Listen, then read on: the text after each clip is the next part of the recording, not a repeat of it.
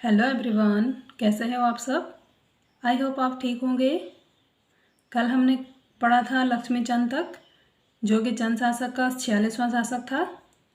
तो आज हम पढ़ेंगे दिलीप चंद।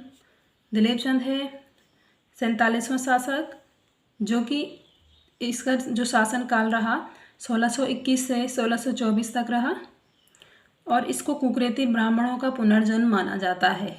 दिलीप चंद को लोग क्या मानते थे कि ये कुकरेती ब्राह्मणों का पुनर्जन्म है, क्योंकि इन्होंने जो है पंतों को बहुत सताया था।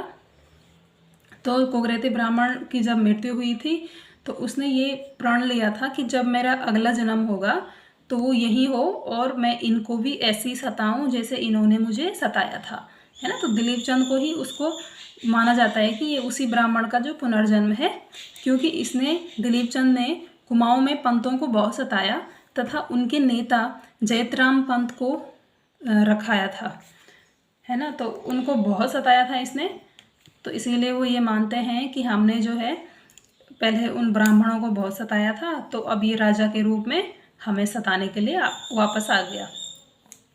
और दिलीप चंद की मृत्यु जो है वो क्षय रोग यानी टीबी से हुई। और अगला पढ़ेंगे हम राजा विजय चंद, जो कि 48वां शासक है। राजा विजय चंद जब गद्दी पर बैठते हैं तो वो बहुत छोटे होते हैं, तो फिर उनकी जो राजकाज की सारी जो शक्तियाँ जो पावर थी वो कार्की और पीरू गोसाई के हाथों में थी। कार्की और पीरू गोसाई जो हैं वो सारा राजकाज चलाते थे, क्योंकि एक छोटे बच्चे को राजकाज चलाने की समझ नहीं होती है, तो जब तक वो बालिग होता है तब तक सारा काम यही देखते हैं दोनों। विजय चंद का विवाह शहर के बड़गुजर राजा की लड़की के साथ हुआ। विजय चंद का विवाह शहर में जो एक राजा था बड़गुजर, तो उसकी लड़की के साथ हो जाता है, और इसको जो है चाला के द्वारा मारा जाता है। विजय चंद को चाला यानी षड्यंत्र, तो षड्यंत्र के द्वारा इसको मारा जाता है। और षड्यंत्र में जो राज चेलियाँ थी, जिनको दासियाँ बोलते हैं, उनका बहुत बड़ा हाथ था, क्योंकि जिसने इसको मरवाया षड्यंत्र के जरिए, तो उन्होंने राज चेलियों के लिए के हाथों इसको मरवाया, है ना। पहले जो राजा महाराजा थे, पहले के जो महल थे, तो उनमें बहुत षड्यंत्र होते थे। क्यों? राजगद्दी को पाने के लिए, है ना। जो भी अच्छा राजा मिले या फिर जो ऐसा काम कर रहा है जिसमें उनके प्रशासन का कोई भी फायदा नहीं हो रहा है, राजा सारी चीज़ें खुद देख रहा है, तो इसलिए वो उसके प्रशासन के लोग ही उनको मरवा देते थे या फिर उनका वंशज ही ख़त्म करवा देते थे कि राजगद्दी मिले। फिर अगला राजा है त्रिमिल चंद, जो कि 49वां राजा है। 1625 से 1638 तक इसका शासनकाल रहा। गद्दी पर बैठते ही इन्होंने सतराम कार्की को मरवा दिया और विनायक भट्ट की आंखें निकाल दी, क्योंकि षड्यंत्र के जरिए इन्होंने विजय चंद को मरवाया था। तो उन्होंने फिर तिरमिल चंद को राजा बना दिया, ठीक है। तो फिर इसने क्या किया, जब से सबसे पहले ये गद्दी पर बैठता है तो क्या करता है, जो सतराम कार्की है उसको ही मरवा देता है, क्योंकि वही षड्यंत्र करता होगा ज़्यादा। तो पहले इसने उसको मरवाया, है ना। किस डर से मरवाया कि जब ये विजय चंद को मरवा सकते हैं तो फिर मुझे भी तो मरवा सकते हैं, है ना। तो हर किसी को अपना ये भय रहता है।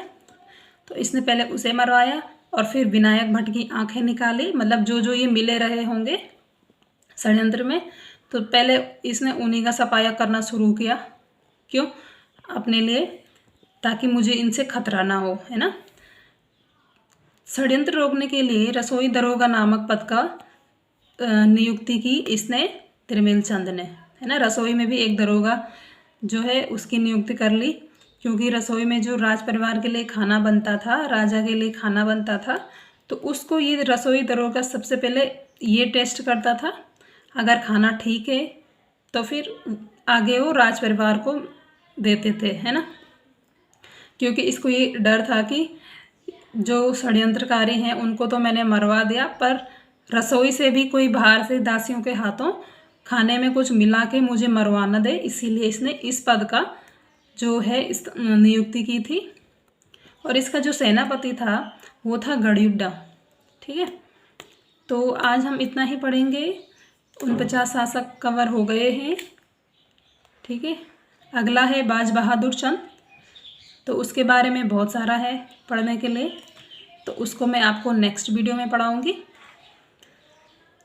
अगर आपको मेरी वीडियो पसंद आए, मेरी ये शॉर्ट नोट्स पसंद आ रहे हैं, तो मुझे मेरा चैनल लाइक शेयर सब्सक्राइब करना ना भूलें। ऐसे ही आपके लिए यूजफुल वीडियो लेके आऊँगी। और नेक्स्ट वीडियो जो है उत्तराखंड करंट अफेयर्स पे बनेगी, तो जो कि इम्पोर्टेंट है बहुत एग्ज़ाम की दृष्टि से। तो आपको जो है अपने करंट अफेयर्स पे, जहाँ से भी करंट अफेयर्स मिले सब पे बहुत पकड़ बना के रखनी है, क्योंकि करंट अफेयर्स का भी बहुत बड़ा रोल होता है एग्ज़ाम में। ठीक है, तो अपनी प्रिपरेशन जारी रखें बच्चों, और तब तक के लिए थैंक यू।